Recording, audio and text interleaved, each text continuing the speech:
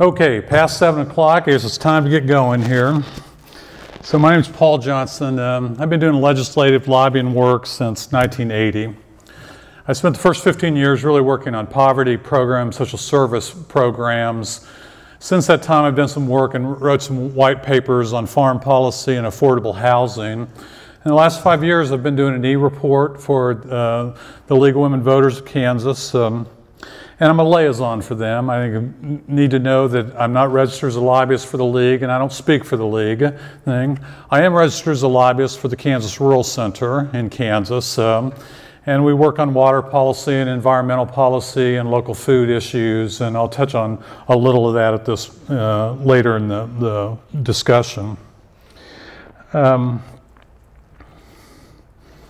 My plan tonight is probably to talk maybe about 40 minutes and cover a number of issues before the state legislature at this point, and then we'll open up for questions. And I should say off the top, you know, it's hard to be an expert on all the issues that come before the Kansas legislature. I know a lot of you have special understandings and involvement with these various programs, so I'm respectful of that. You know, I cover a lot of things. I'm a couple inches, you know, deep and not, you know, so I do the best I can to try and get to the high points, but I'm going to try and give you a lay of the land, I think, of the key issues before the legislature. I'm going to start with the budget / revenue. It's really hard to divide those two and where we're at and the struggle we're having with that. I want to touch on some utility and energy issues, on water, agriculture, election and voter registration issues, and some social service issues.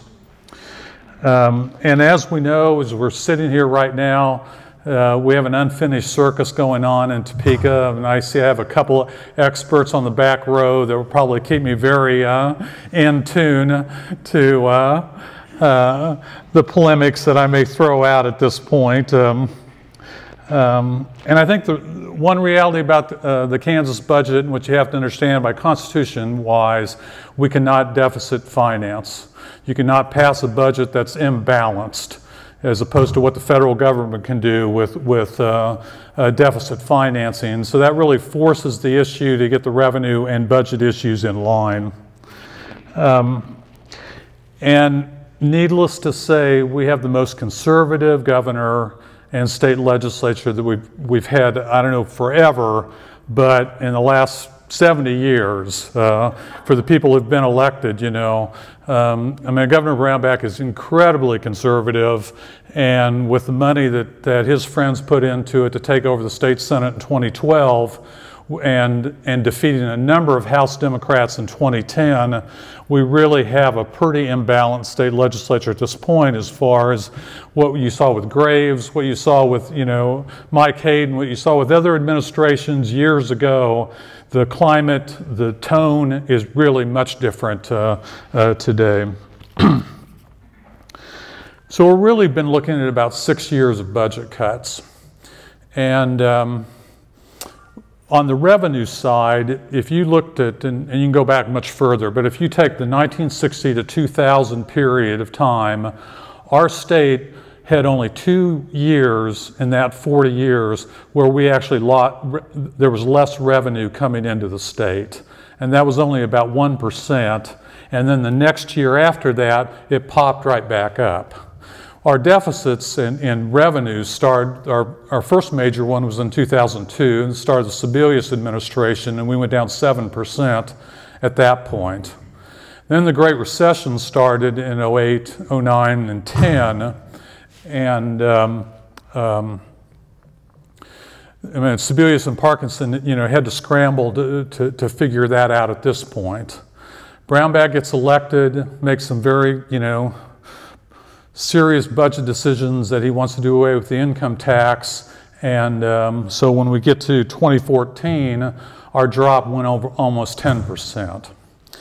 Now, when we're talking about a state budget, we're talking 15 billion, 15 to 15.5 billion. When you divide that by 3 million Kansans, you're looking at about $5,000 per person, to put it into some kind of perspective.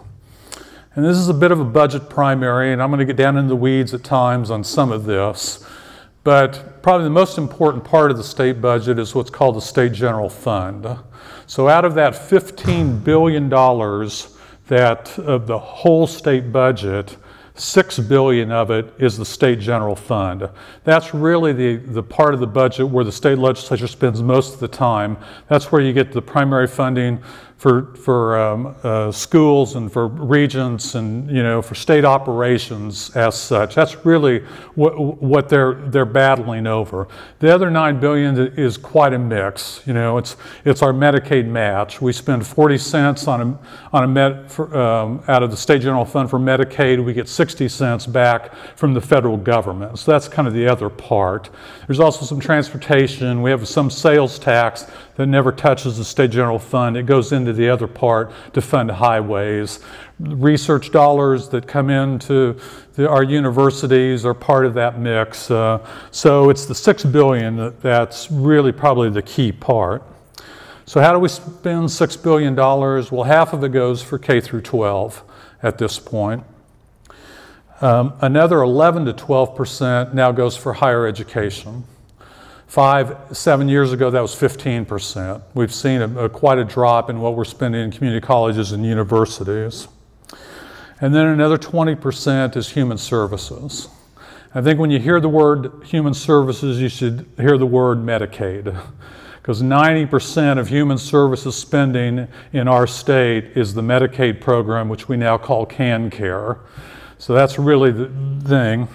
And then 18% of the budget goes for everything else: prisons, state hospitals, agriculture, natural resources, on down the line. So Sebelius and Parkinson were in a position where they had to deal with budget cuts, starting with the Great Recession.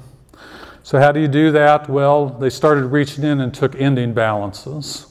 Kansas has always tried to have 6 or 7% as an ending balance to kind of keep the checkbook level. So that's one-time money that was spent.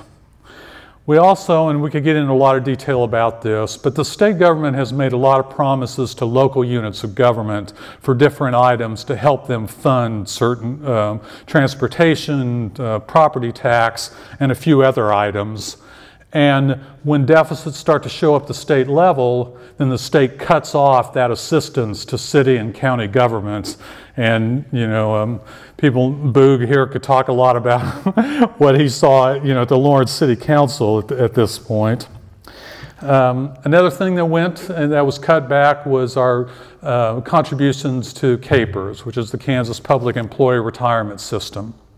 So, and that's a whole subject we could spend all night on, just talking about where KPERS is at, why has it had such problems, and how are we going to fix it.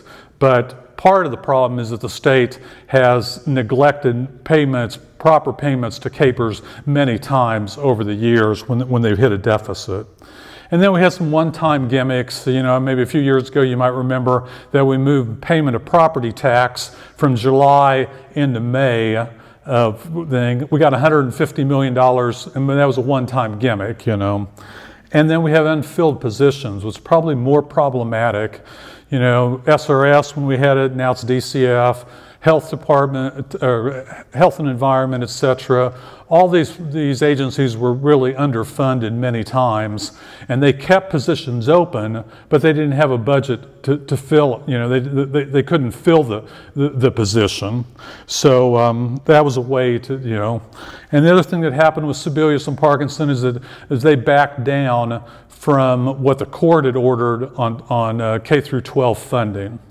We got close to about $4,300 per student in the state of Kansas. And then as the deficits started to roll in, we've rolled that back to about $3,850 at this point. So that's, so Brownback comes in, and his promise is that we're going to double down on cuts to pay for income tax reductions. And it's a victory for a lot of conservatives in Topeka that if you downsize government, regardless of what government does, that's a victory. And that's been the policy at this. We We ended the General Assistance Program. I know many of you remember that for a few decades. It was a state-funded program for adults without children, had disabilities, had problems. That was gone. Brownback looked over and said, I need this much money to start paying for some tax cuts. Here's the 10% you're going to have to deal with. And he basically put that out to state agencies and said, I need a 10% cut. And we didn't have subcommittees that stepped up and said, well, we're going to have enough social workers, we have enough child protective workers, are we going to have enough people to look at confined animal feeding operations in the state, et cetera, et cetera. That was secondary.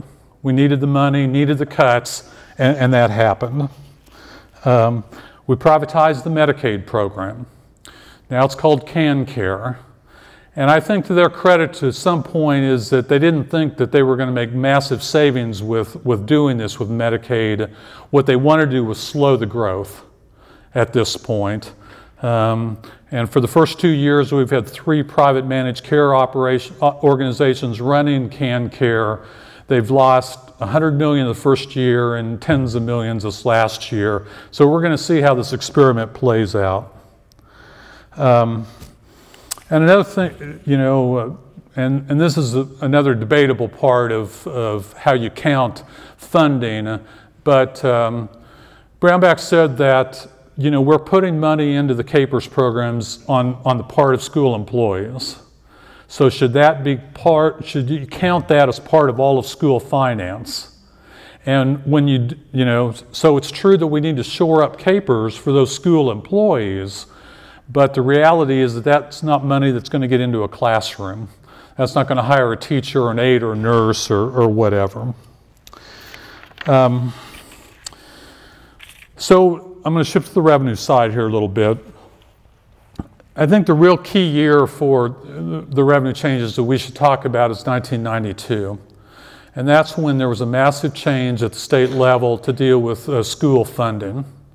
Up to that point, schools were predominantly funded by property taxes in our state, and it was unequal across a whole array of counties in that. So we wanted to bring some equity and get a funding base built for that. So in 1992, we basically ratcheted down a lot of property tax around the state, and we replaced it with income and sales tax as a way. And Graves' philosophy was that we needed a balanced tax plan, and you'll see this in league positions. And what they were striving at was to get 1/3 of it would come from property, 1/3 would come from income, and 1/3 would come from sales tax.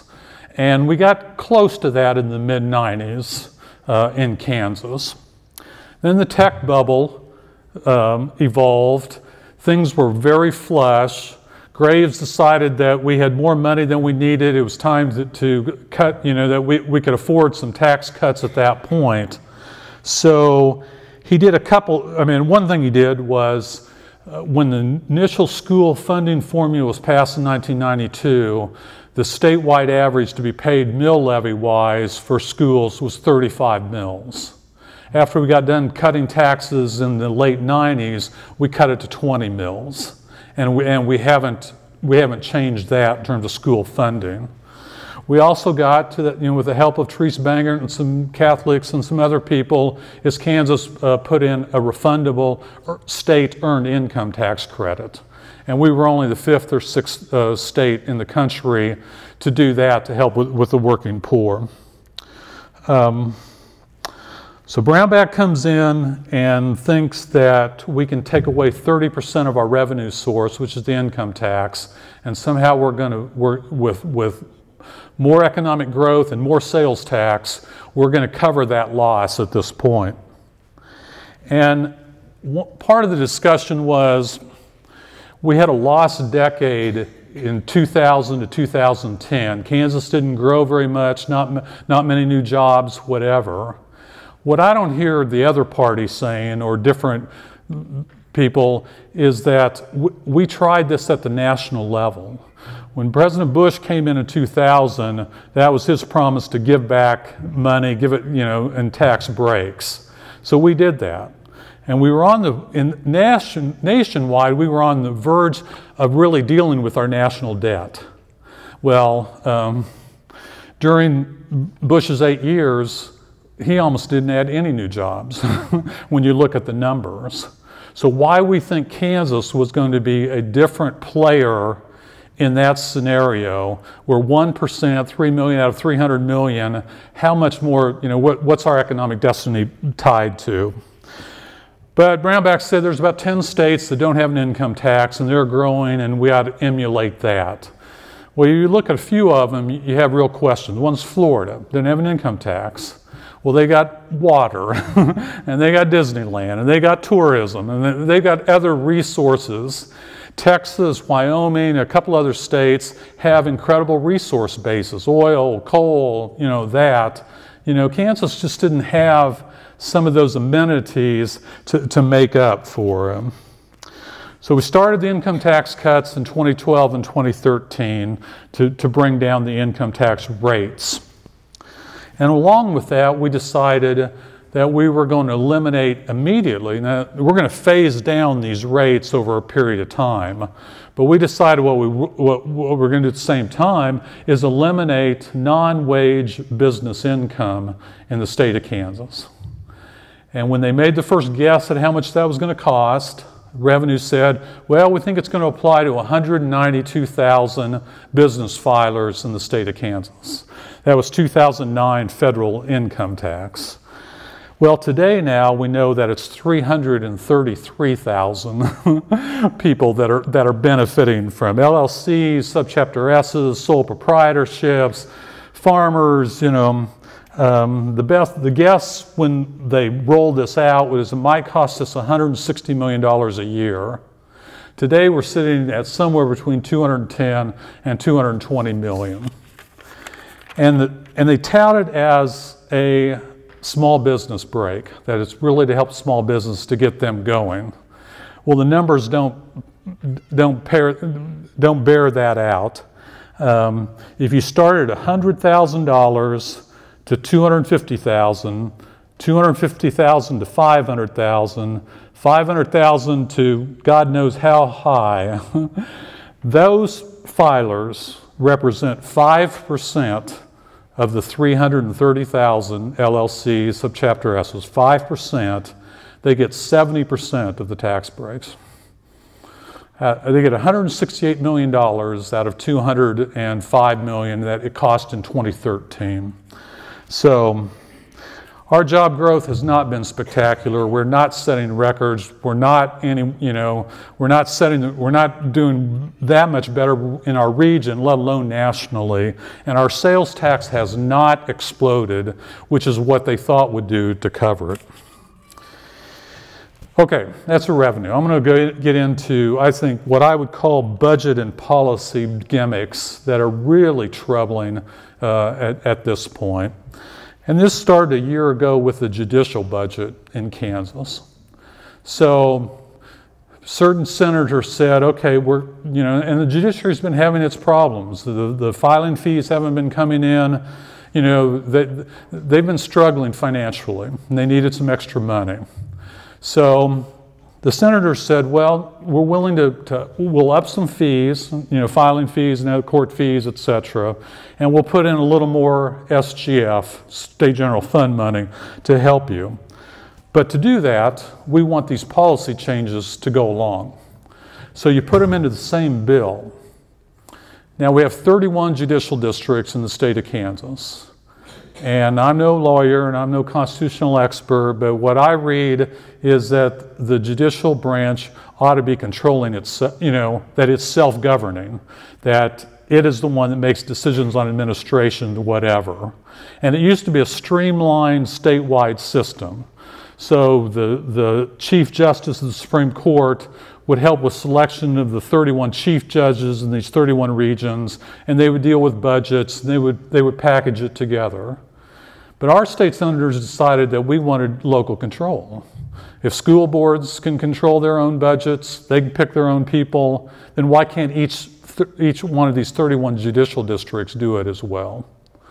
And now, this year, they're doubling down on this. They want to keep those same policies, and they've tied the same budget together in terms of funding. But now the senators have decided that they're going to put in a non-severability clause. This is in House Bill 2005, and what it says, and by the way, there's a judge from Kingman County who has filed a lawsuit challenging the policy questions, whether the legislature had the right to make these changes. So now we have a non-severability clause within this budget that says, if the courts overturn our policy changes, we're going to negate your budget.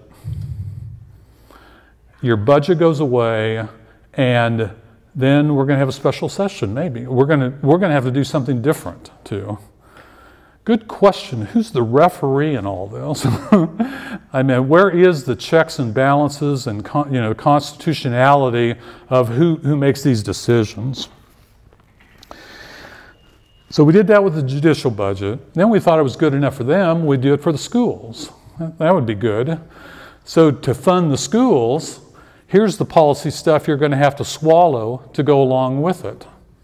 Part of it was dealt with teachers, not whether they would get an administrative hearing or some protection, in firing or disciplinary actions. Some of it was, can we give corporations, if they donate to private schools, parochial schools, whatever, can they get a tax break? They can get tax breaks for helping low-income students. They decided that we need innovative districts in the state of Kansas. So an innovative district, if approved, can ignore all rules and regulations. I mean, they can have anybody teaching English at this point. Well, so there's real questions going forward as to what is the purpose of our State Board of Education. It's elected, what role does it play at this point? And there's also a real and there's a new bill that was just introduced, Senate Bill 311, that will take the disbursement of school aid away from the State Department of Education and give it to the governor's office, which has been filed here, hasn't had a hearing yet. Then the question is, what's the courts going to do about this? The state constitution says that there has to be provision for resources for suitable education. Who defines that? Who enforces it? What would the legislature do? In 2006, they said you've got to spend this much more money. Today, how would the legislature respond to that? And we may know on this Friday. There's a 3-panel district court judges in Shawnee County that may rule by Friday as to where we're at with adequacy and equity of school funding in Kansas. Okay, I'm going to turn to some issues here that I'm going to talk with social services a little bit. The conservatives have decided that we can't have a discussion on expanding Medicaid in the state of Kansas. That's too much for our civic dialogue, I guess, at this point. We have something like 300 to 350,000 Kansans that are completely uninsured with medical care. If we expanded Medicaid in Kansas, we could cover probably 150,000 of those folks. The hospitals are desperate for it.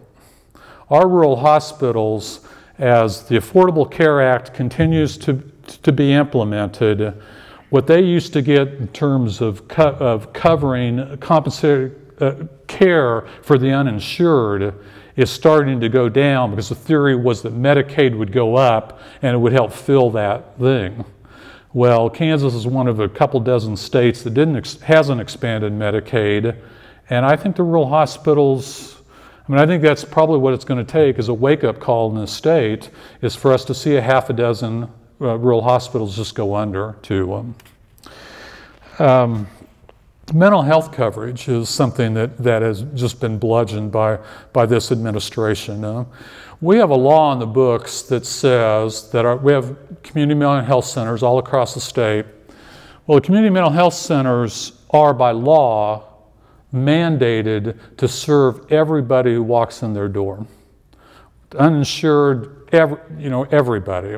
And what we used to do in Kansas is come up with some state money as a way to cover some of that uncompensated cost. Budget deficits, looking for places to take money, that's just drifted away. And probably the biggest thing that could happen for mental health in our state is expansion of Medicaid, quite honestly. And that would make the difference. I could spend a long time talking about the temporary assistance for needy families. It used to be the old AFDC program. It's our basic program for our poorest families and children at this point. This administration has been on a tear to try and reduce those numbers and call it a victory. We had 37,000 women and children, and 70% of these are children, on this program in 2011. Today we have 14,000. It's a 60% reduction in the last 4 or 5 years. And we don't have a clue what's happened to these kids. We don't do any tracking. We have a record number of kids in foster care. We don't do any tracking, Do the Social Security numbers match of the 15,000 TANF kids that no longer are covered? How many of those are showing up in more expensive settings? I could talk a lot. Daycare the same way. We want people to work, and that's great. We want to give them employment assistance.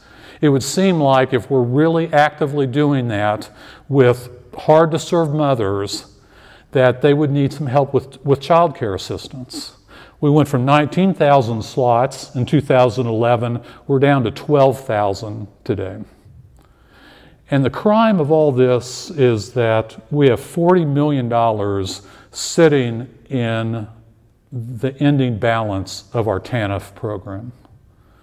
Our state spends $62 million a year. We get $101 million from the feds.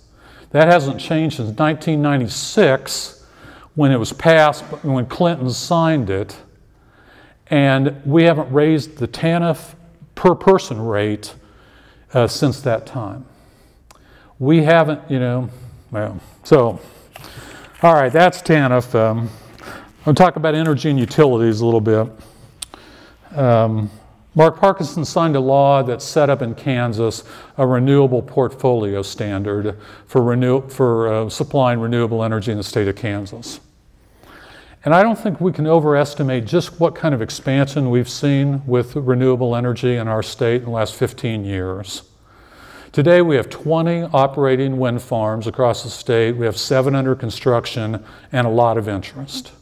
We went from 0 to 2,000 megawatts of wind energy. And the renewable portfolio goal was to hit 20% of our peak electricity supplied by renewable energy by 2020. We're already there. And the Koch brothers, Americans for Prosperity, the Chamber, they've gone after this 4 years to kill it. And they couldn't do it until this year. So now this year, we've decided that we don't have a standard anymore, we have a goal. and the goal's not even higher than 20%. The goal's not 25 or 40% that we should be at, it's 20%. So we've met the goal. So what work or effort are we going to do it? And the trade-off for why that happened is how much should wind farms pay in property tax? And when we passed the law, we gave there was no property tax for these wind farms. But the wind farms worked with the counties they're in and worked up payment in lieu of taxes. People now are worrying going forward what's going to happen to new wind farms.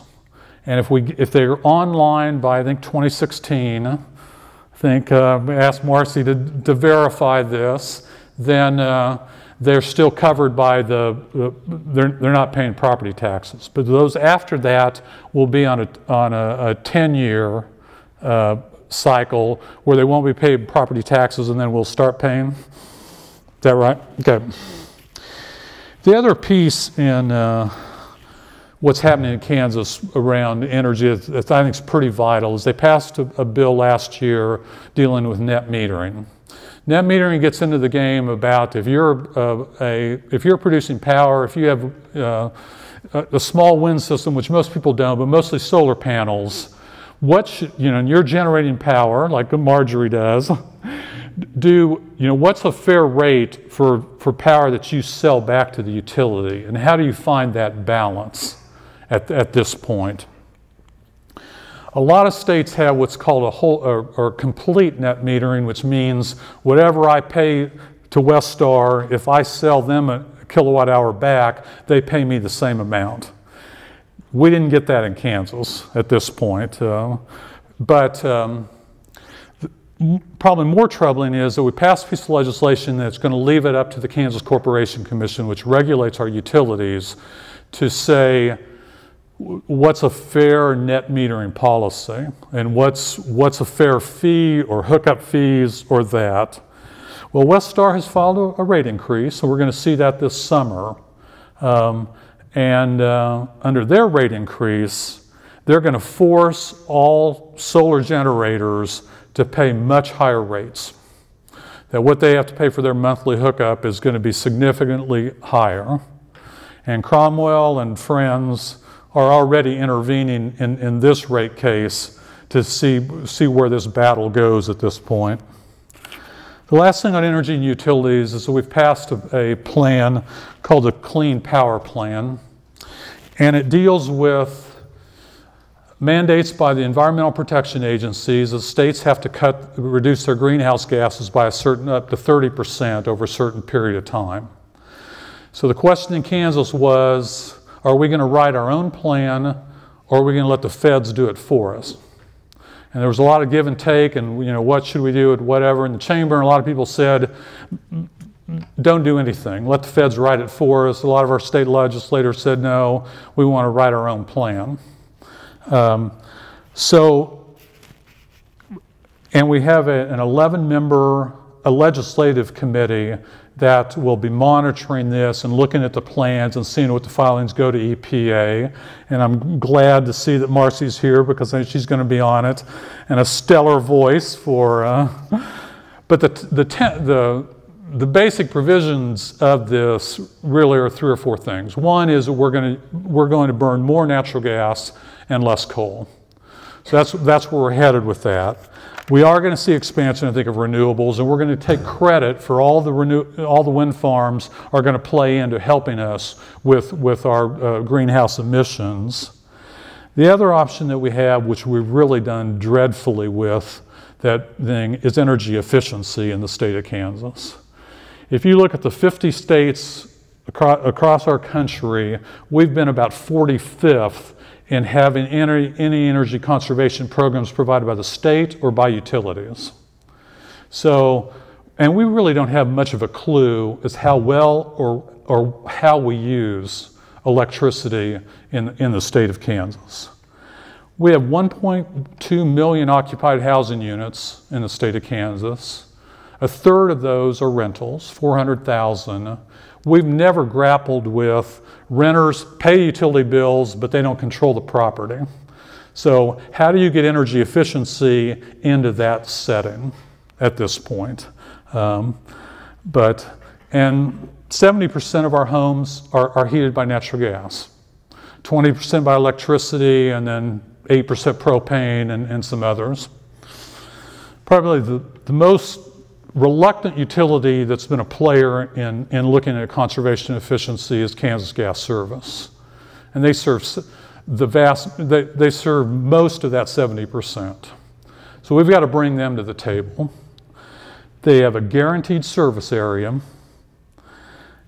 They want a rate of return on their equity of 10%, as does Westar and KCP&L as well. But I mean, who doesn't want 10% in 1% return, on your CDs these days? What goes with that responsibility? What goes with being a monopoly in this service area? What does efficiency? The law says they have to provide efficient and sufficient service. We need a new definition of efficient in the year 2015 than when it was passed in the 1930s. But on to water. Our state's had a water plan for the last 20 years. It's a state water plan. And it helps with conservation, and it helps with a number of items. Once again, the budget deficit comes into play here. It should be in the range of $25 to $28 million a year is the state water plan. Of that, we should be taking $6 million from the state general fund, put it in the water plan. We should be taking $2 million from economic lottery proceeds, put in the state water plan.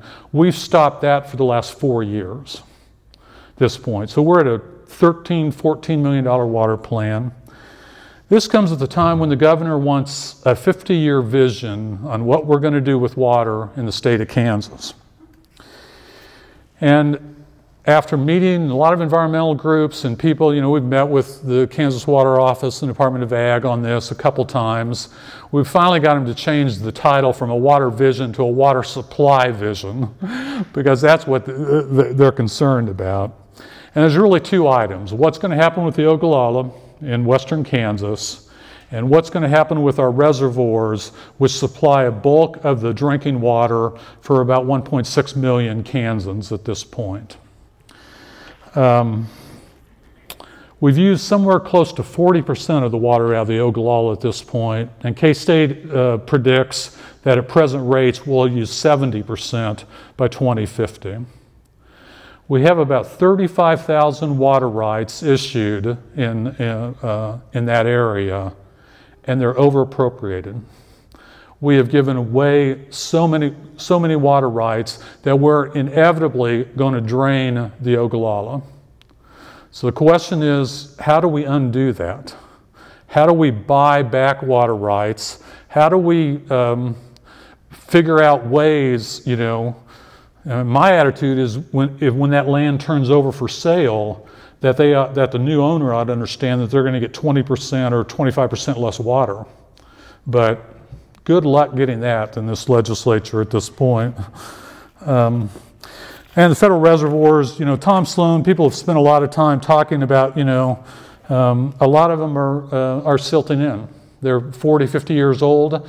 They were built on flat land. We didn't have great places in the state of Kansas to build federal reservoirs, and it's coming due in a certain way. We've now put out $20 million for John Redmond Reservoir to start dredging it. And the reason we need to dredge John Redmond Reservoir is it's the backup cooling water for the Wolf Creek Nuclear Power Plant. And so we're going to start pulling sludge out of that and put it somewhere, and see. And then the other thing is, we spent $300,000 over the last year studying the Kansas aqueduct that's going to go from northeast Kansas, White Cloud, out to middle of western Kansas, 300 miles, $17 billion. They assume that when the water gets to that reservoir out in western Kansas, it'll be $450 an acre foot. Good luck growing corn or anything with 450. Okay, a little bit on to agriculture, and then I'll start wrapping it up. It's dangerous giving a lobbyist a microphone, but it's hard to overstate how fundamentally agriculture has changed in our state and in my lifetime, in that. Since 1980, we've lost 90% of our hog farms. We've lost 90% of our dairies. But they're somewhat minor players. Beef is really the big deal in the state of Kansas. We have about $14, $15 billion in farm sales a year, and $8 billion of that is beef related. And then you go down from there, some grains, and with $500 million of pork and $560 million of dairy. But Kansas is one of 8 states that still has some restrictions on corporate agriculture. And this really applies to mega corporate hog confinement facilities. And if Seaboard or a Tyson wants to come into a county and build and own a facility, they have to get a county resolution passed to be able to do that. And you can do it by vote, or you can do it by the county commissioners agreeing to it. We've had 20 votes in this state on that issue, and all 20 counties voted down allowing corporate hogs. One of them changed, Greeley County. They voted 412 to 405, the 1,300 residents in Greeley County, to allow Seaboard to come in and build a facility called Ladder Creek. It has 180,000 hogs today, and they've got permission to take it to 250 to 300,000 hogs. How many people do you think want to live very close to that situation? I go in more. They built it in some of the worst drought area in our state to start with, so they don't have enough water to dilute the stuff coming out of these hog barns, and how to handle it and where to put it, and that's for another day. But let me talk about a happier note here on all of this. A year ago, the Rural Center and some other people, with the help of Marcy again, got a bill passed to set up a local food and farm task force in our state. And we have 7 members that are spending the year 2015 looking at local food and farm issues. And they're going to bring a report back to the state legislature next January. And it's somewhat modeled on, there's some wonderful state plans you can see in Iowa and Michigan and North Carolina, people who've done really systematic analysis of their food situation. And I could share a lot of numbers with you about it, but I'll give you a couple. USDA assumes that an average Kansan spends $260 a year on fruits and vegetables. So you take that times 3 million, you're getting about $770 million a year Kansans are spending on fruits and vegetables. We grow 4% of that locally. 32 million out of 770 million is all we're growing at this point. Now, if we had a 10% goal or a 15% goal, that would be $100 or $120 million in local produce. What would we do if an industry walked in and said, I want to spend $120 million, but, and half your food plate, USDA good diet, is fruits and vegetables. And we barely are at 10% of our Kansans who meet that at this point. Okay, 2 or 3 things on election laws and a couple others. So the law is now passed, and we're moving our local spring elections to the fall, starting in 2017. And the compromise was that in odd number years, we're going to have the municipal and school board elections, along with a lot of other districts, and they'll be nonpartisan. Now, if a municipality wants it to be partisan, they can do that, but that. And then on the even number years will be the partisan races at this point. So we'll see what difference that makes.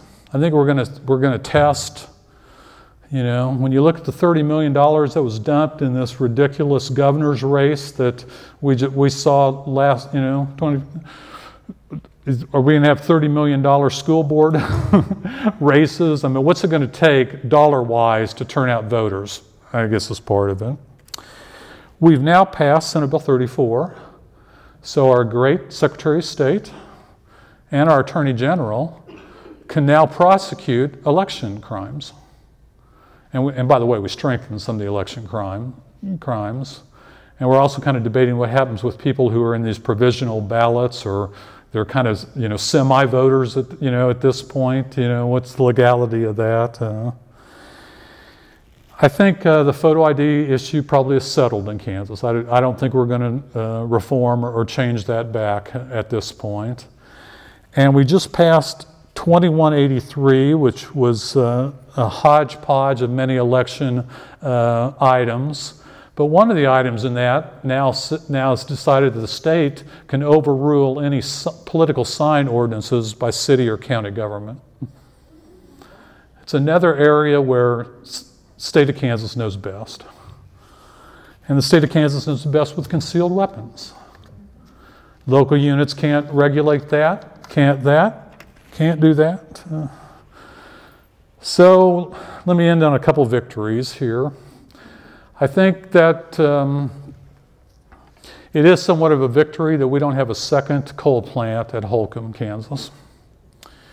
And I think there were a lot of people in battles on that. Some of it's money, some of it's question whether if Sunflower wants to build that, they're going to have to get a lot of subsidized money out of USDA to do it, and they're probably not going to do that at this point, depending on what happens with the next presidential.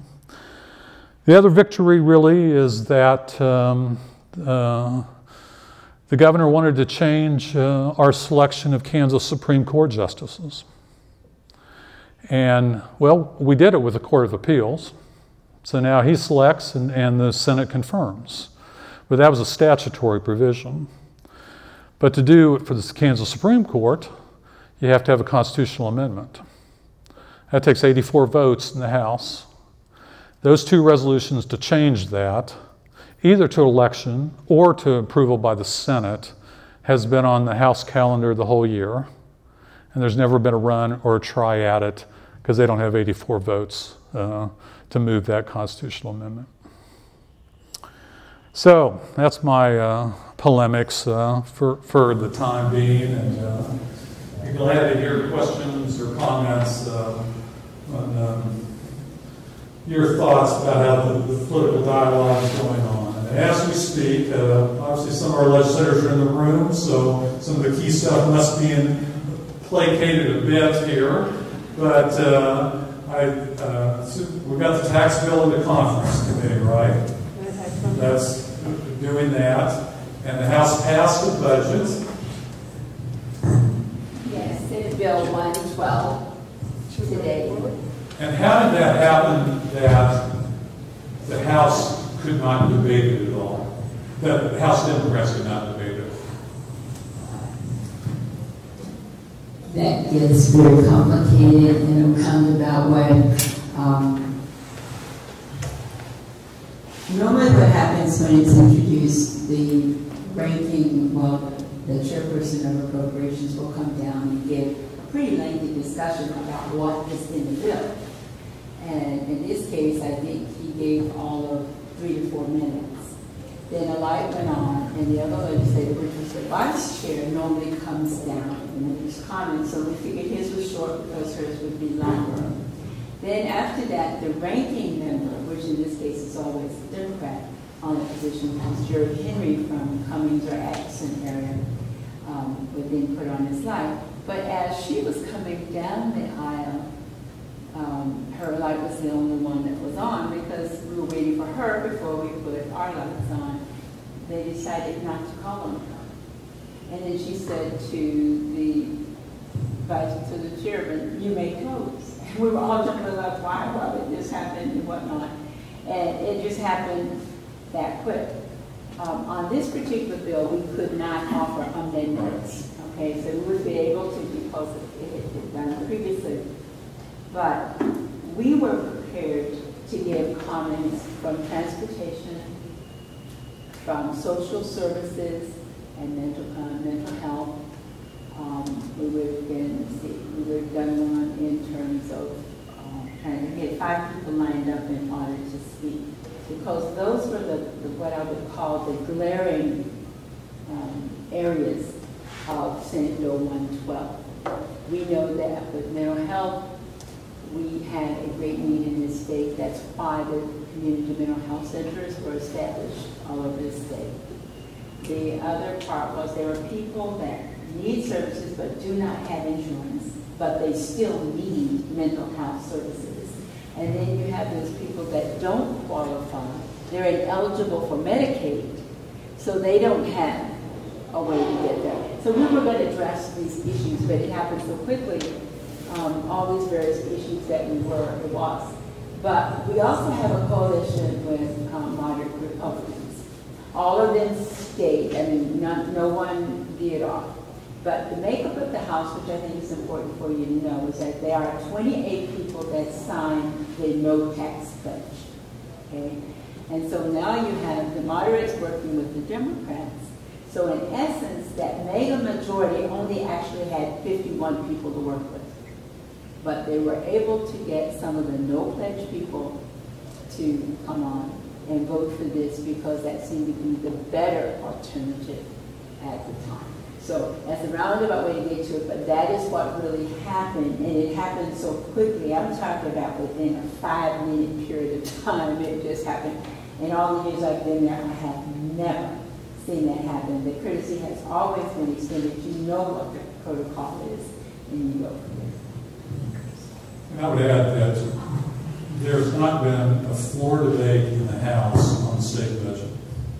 That the shenanigans that have gone on in where you take Senate passed bills, get into the House, they gut the Senate bill, they stick something into it, and then that closes down what could be an open, fruitful debate at this point. And as you said, you know, they could make amendments to this this bill, and there's not. We've got the whole session. There's no House floor. And most of the time, you have a concur or non-concur. I mean, that's literally what you vote on.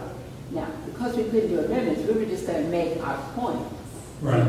Now, none of that, if I was going to be honest, would have made the difference in the outcome of this vote because they had solidified their vote. Sure. You could tell when the no tax people switched over, which you can't see until you do your vote and you get your printout sheet, it wouldn't have made any difference. The difference it would have made is that we would have known that they were going to take $350 million from the Department of Transportation.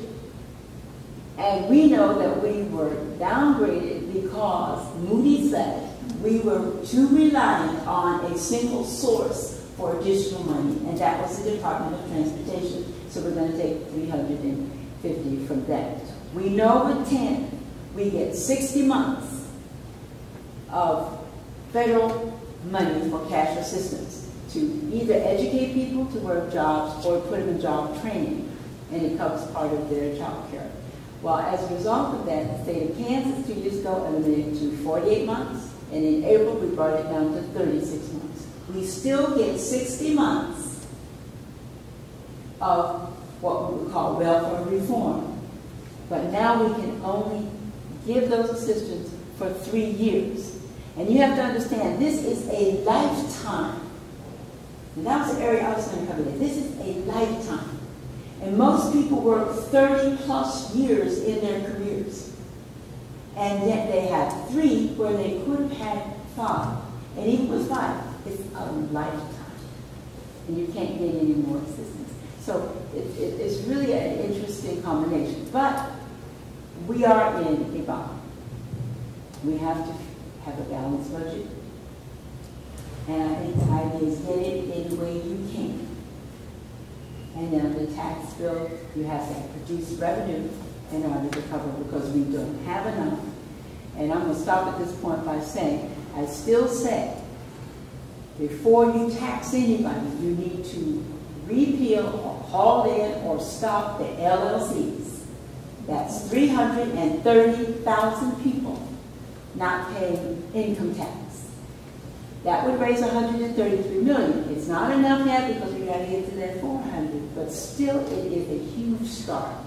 And now if you have to tax, people understand, okay, everybody's going to be in there trying to pay what they can in order to do this. Who wants to take over from me? You can see this right here, really. And all the years I've been here, I have never seen us in such gridlock or talk about furloughs and all of that. And now it's like, whatever you can do to make it work, that's what's going to happen. But we do have a very strong coalition in the House with moderate Republicans and Democrats, and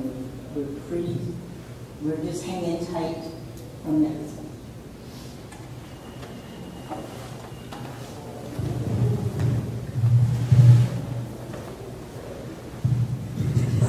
Barbara gave some good comments about the budget. The Senate has been working on the tax plan.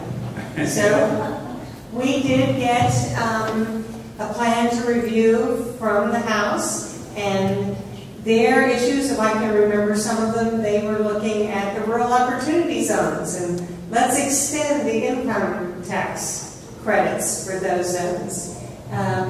One other special tax, I should have brought my sheets, because the tax committee started meeting.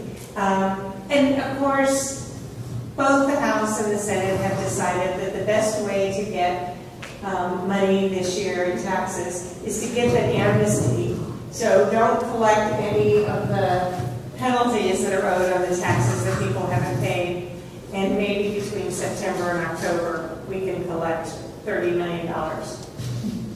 So the Senate debated 4 days, I think, had looked at several interesting ideas. One that 9 members of the Senate ended up voting for was to talk about, let's end sales tax exemptions.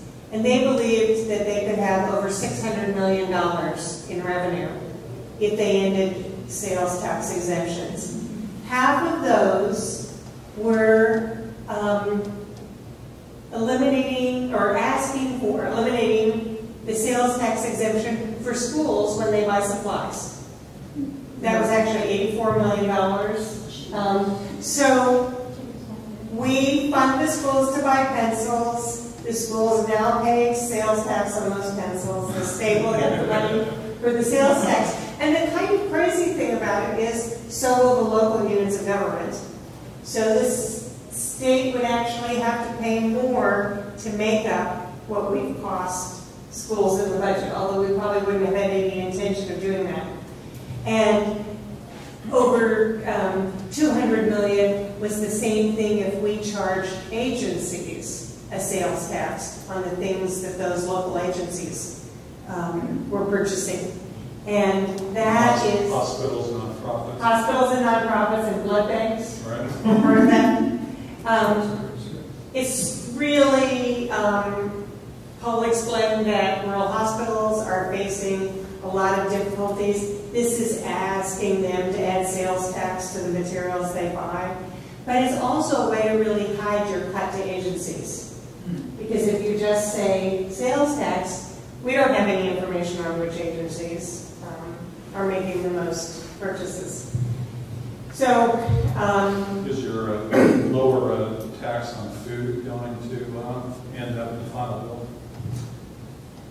The House, the chair of the tax committee, said that they were interested. They didn't know if they could do the reduction down to 5.7%.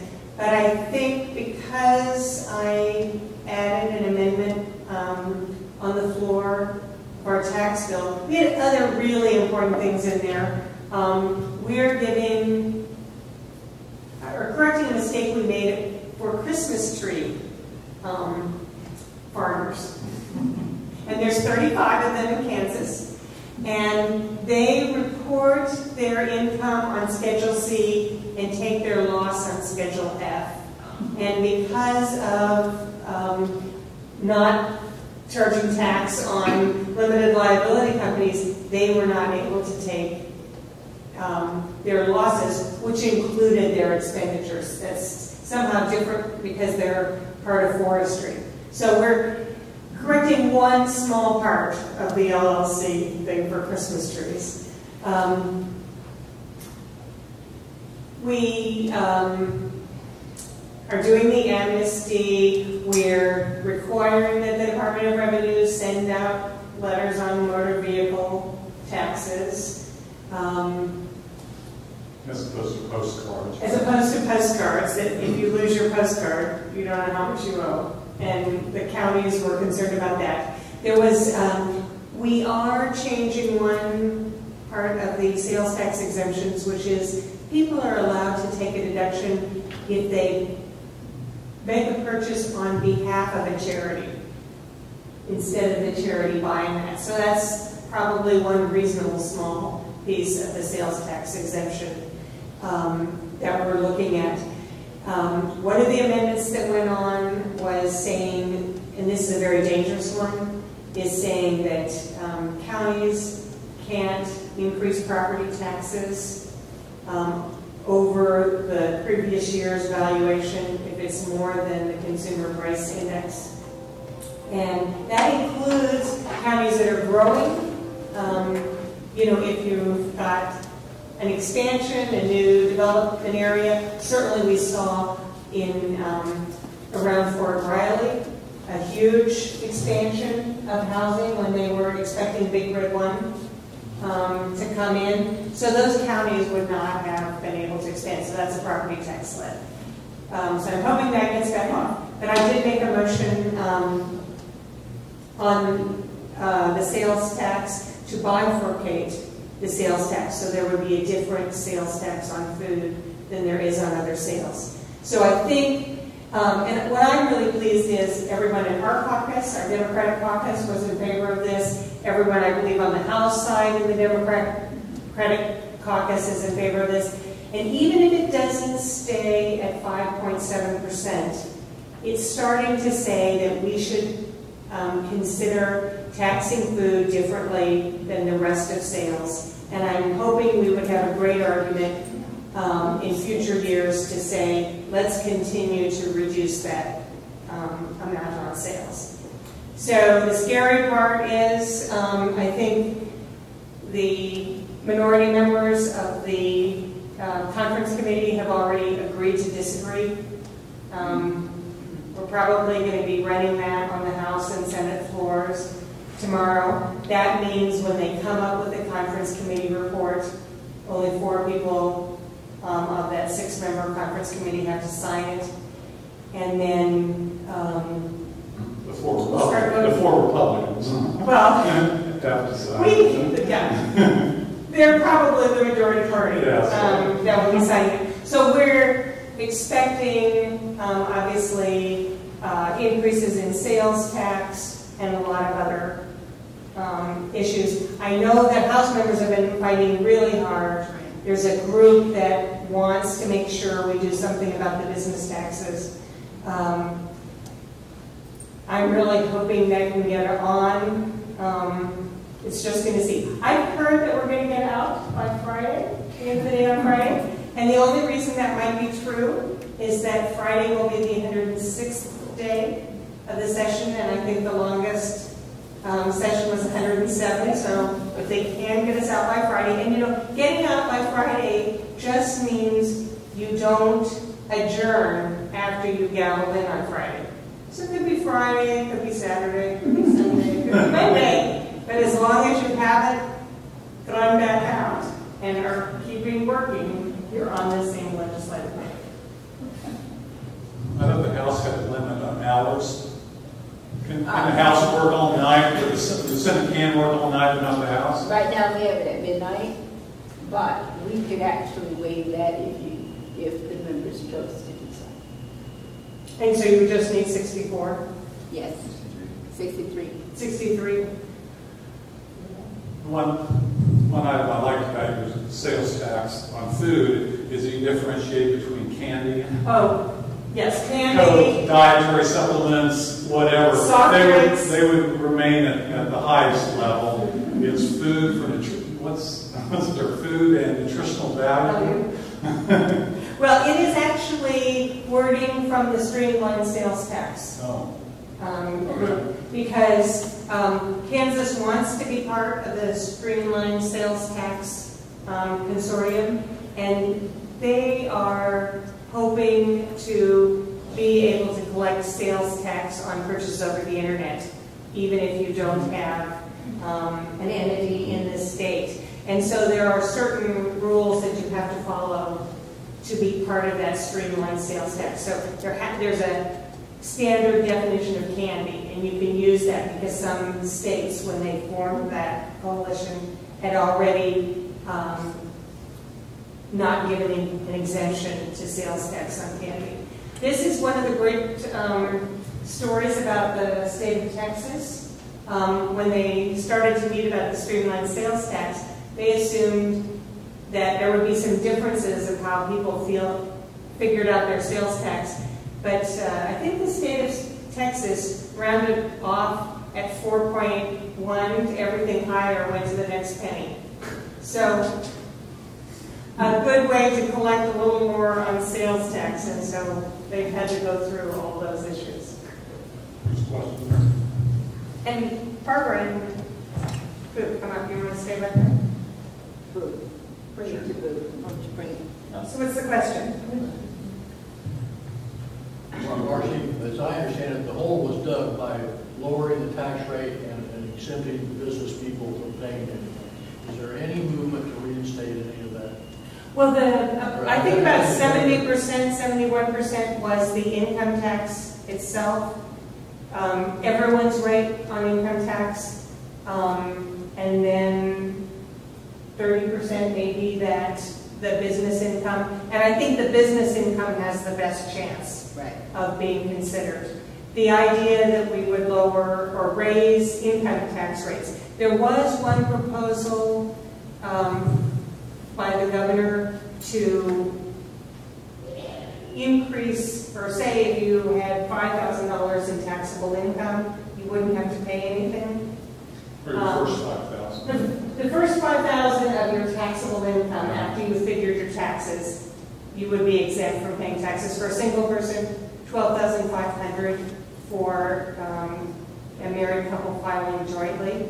But the thing with that proposal is, if you made $5,001, then you would have to pay your tax on all of that. So it's called a cliff. Not a good thing to create. And the other thing that I was concerned about is I've really been saying we want that three-legged stool that the League of Women Voters always has supported, equal amounts of property tax, income tax, and sales tax.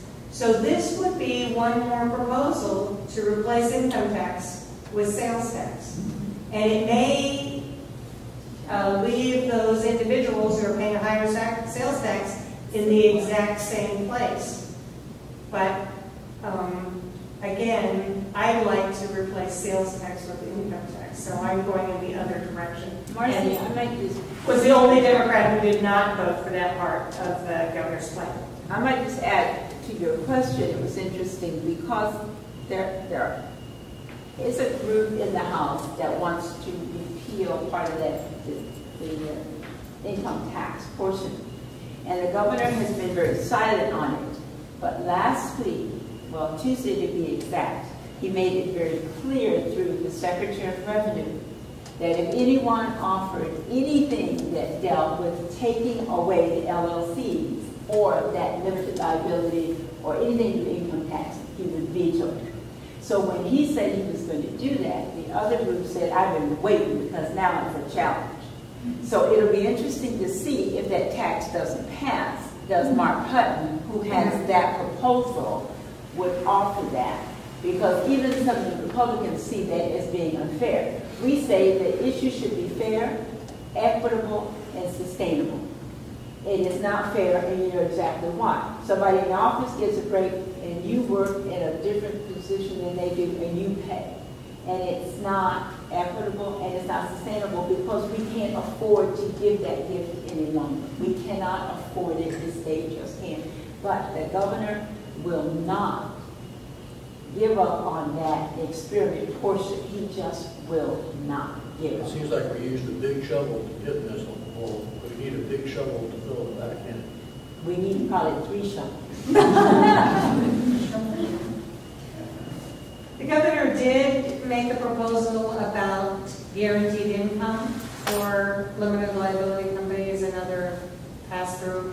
And that would be income if you're a member of that group and provide services to that group. So you may have a LLC that has one member in the state, and if it's managing rental property, they're the ones that break the leases, collect the rents, and they may have an agreement with the other partners that say they're paid $3,000 a year to do that work. And you report it on a different line in your taxes. So it's also, or if you, this was interesting, but I finally was reading the instructions, if as part of that company the limited liability corporation or the S-Corp pays your healthcare expenditures, that's considered a payment. But it would be very easy to get around and probably not collect a lot of money. So it was the governor at least acknowledging in some small way, this is not fair.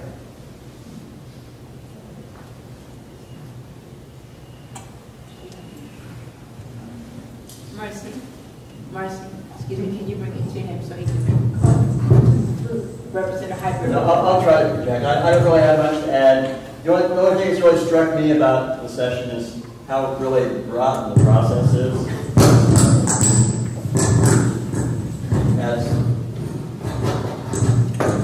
As Marcy pointed out, the way the budget process works with the House, there's no debate of the budget on the House floor. We made a vote to send it to a shoulder conference committee, where essentially two of our members need to make all of our input to it.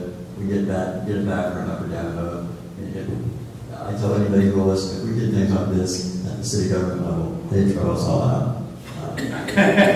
So my goal is not to get used to it and stay around long enough to fix the process. I'm happy to answer any specific questions, but don't really have anything to add to what my esteemed colleagues have on the other issues.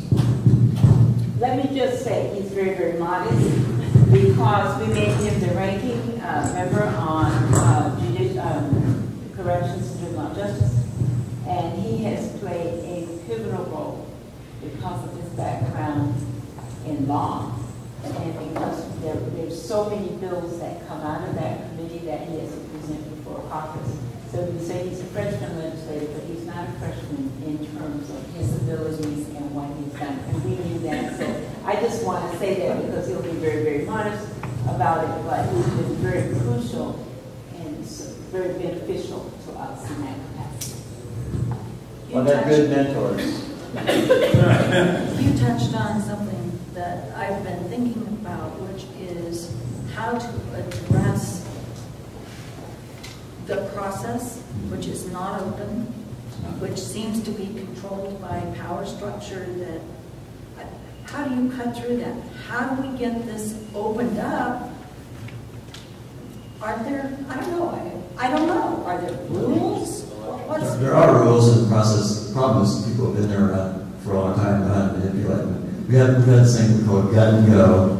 I probably originated as a clever way to get something passed a few years ago. Now it's become a way of doing business where there will be a bill that comes to one house, it will be passed. The other house will strip everything out of it and then pass it. And then since the bill is different in one house than the other, it goes to a conference committee. The conference committee is 3 members from each house who make the decisions. And they put out a conference committee report, and it goes to either house for member down vote. And so that's the way we got a budget without having any input from Barbara or myself or any of the other house members. And that's becoming a real common process. And so unless we reform the House rules to prohibit things like that, it's going to keep happening, I think. And like I said, even when we do change the rules, like Barbara was saying, 63 rules have changed them again. So That's germane. You can pass anything that's germane, and you think it's related to whatever the topic you may be dealing with. Germane is if you can get 63 votes. So if you get 63 votes, you can do anything that you really want to. But I think I heard a comment about elections. That is really basically the only thing, the most assured thing, is if you put your people in and people of persuasion and what you believe in and more numbers. When I was first elected, I was one of 59 Democrats. And we had just come off a majority, which I wasn't in the House for that. Then in 92, as you know, with President Clinton, we dropped to 44. So we lost 15 then, as almost everybody did in the United States. Then we built it all the way up to 49, and then we dropped down to 33. So it's one of those things up and down. Now, what the reporters have said to us, you push what you are believing as Democrats at all, but the conservatives continually gain. Why? And we don't know the answer to that. The only thing I would say is they turn out to vote.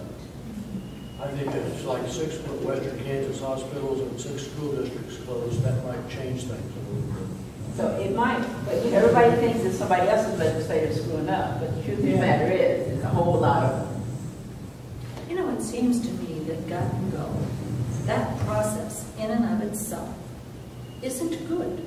Why don't we legislate that process out of being used? We don't do that in Kansas. Period. We have a bill that says we don't do that. Sometimes good goes good though. Okay, so I mean, you know, if you've been trying to get something really passed that you want, and there is a bill that is not going anywhere or anything, but you need it as a shell, that's what it is. You take it because it wasn't going anywhere, because you can't introduce anything else that's going to move. And it's something that's really important that you have to have that shell for. It is good. If it's used in the reverse, it isn't. The problem is people will look up in a book and see that number was something else, and now it's something else. And you vote against it, and somebody runs against you. So how did you dare vote against that? Well, you didn't vote against it because that number had something else in it. But then, by the time you go through all this explanation, you've been beaten. You know what I mean? Because no one's going to understand how that procedure. From that standpoint, that's what's very troublesome. Do you think there's any chance that the governor might veto SB 34? Which is the Secretary of State. Prosecutorial. I don't think so, because they're all in cahoots. I mean, you know, that's something he wanted, and what the House pointed out, we had a very lengthy debate on that. What the House pointed out was that there is no other state that they know of that the Secretary of State has prosecutorial powers. And they can't find any, you know, and so it's interesting. It's really upgraded your own. And despite what the Secretary of State told us in committee, there's no other state agency that has independent prosecutorial authority. And that in itself is, you know, you run for an office and you know what those responsibilities are. You're upgrading yours. Well, if you want that, why don't you run for Attorney General? Why didn't you do something else that gave you that kind of power? But that's not the point. The point is he has his own agenda. And people elected him. I mean, he didn't just walk into that office. They elected him. Not once, but twice. And the governor they elected twice. And we still say, where's the thank you note from Pat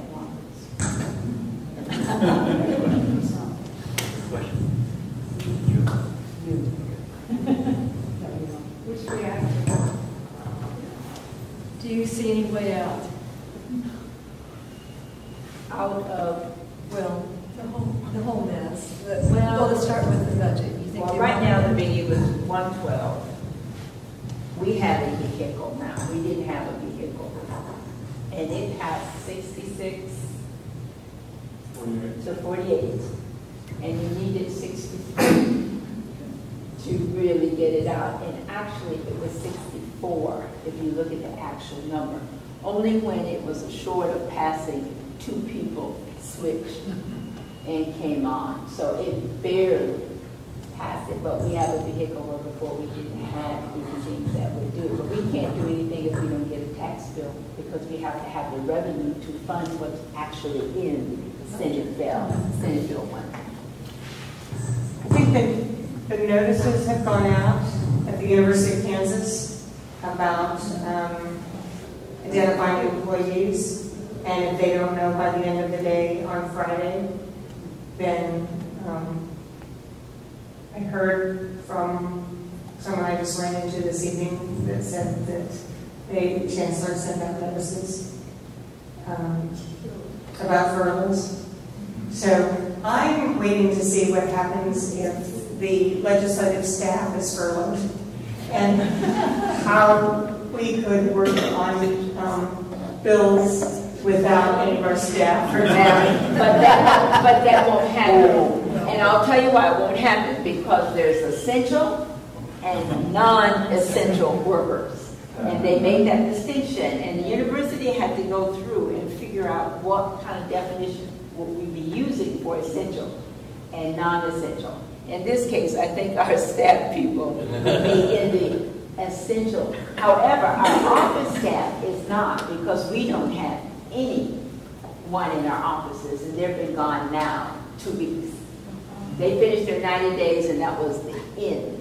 And to me, they're just as essential, because if you should call and you need to reach one of us or leave a message, there is no one to take that message unless we happen to be not on the floor but in the office to do it. To me, that is essential, because constituents are the vital part of what we need to do.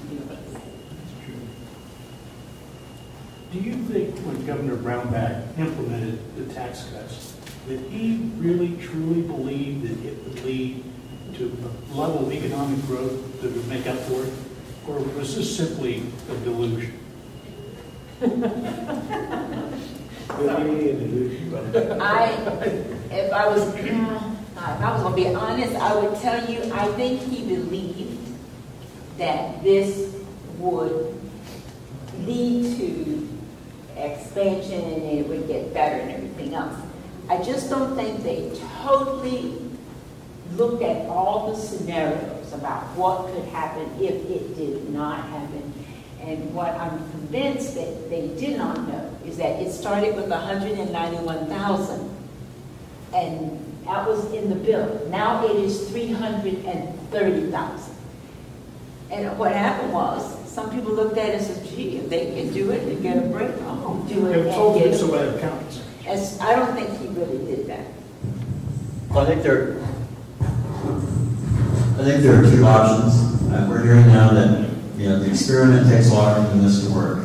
One option is they didn't know that at the time, they were wrong. Or two, they did know that and they got it in this all on purpose. So either way, I don't think it's a good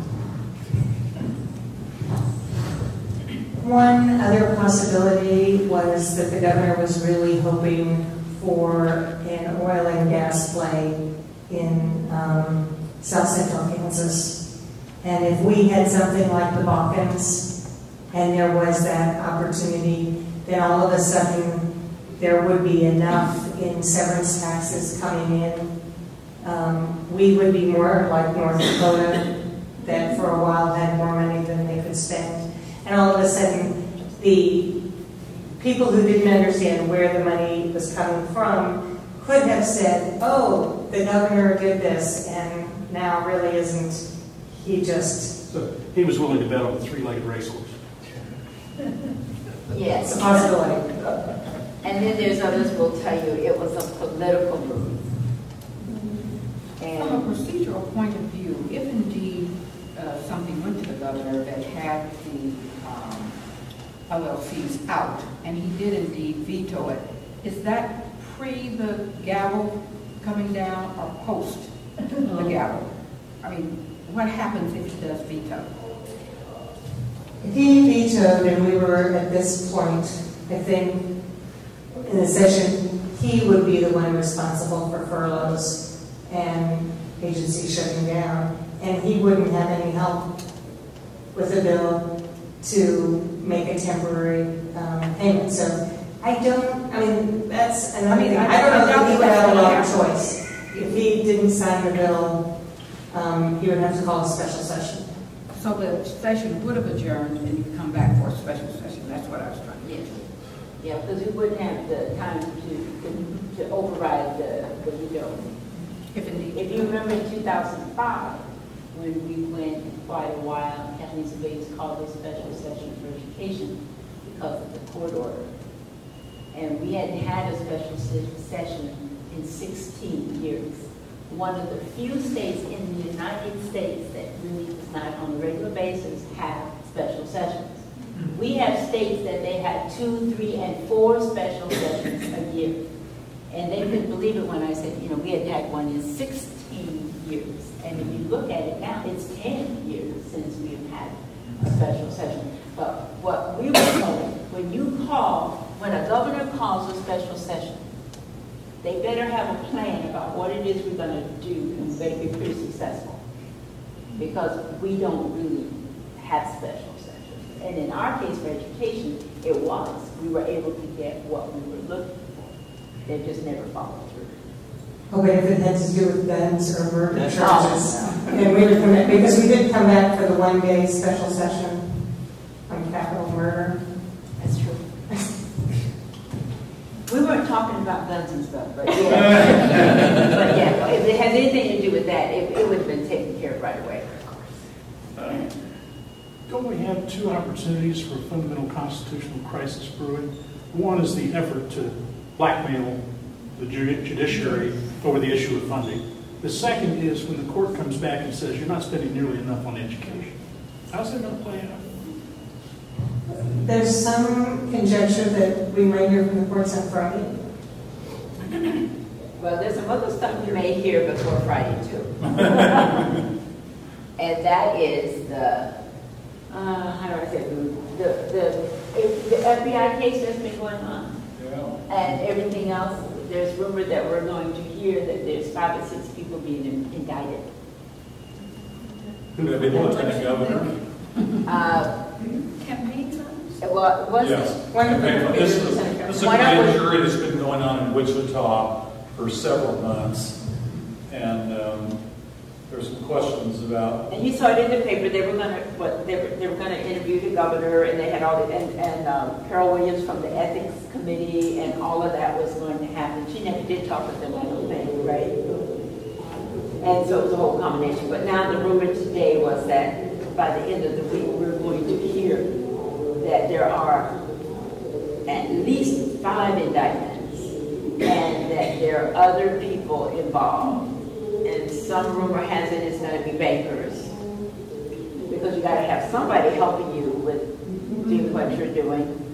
There's rumor, media here, I guess so. Did this start before the last election? This FBI investigation or the campaign finance questions? Yes. It started before the last election.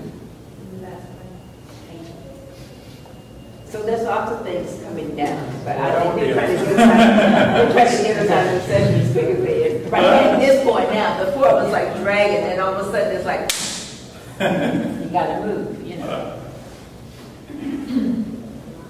It's an exciting place, what can I say? It is 8:30 or so. Yes. Thank you all for coming.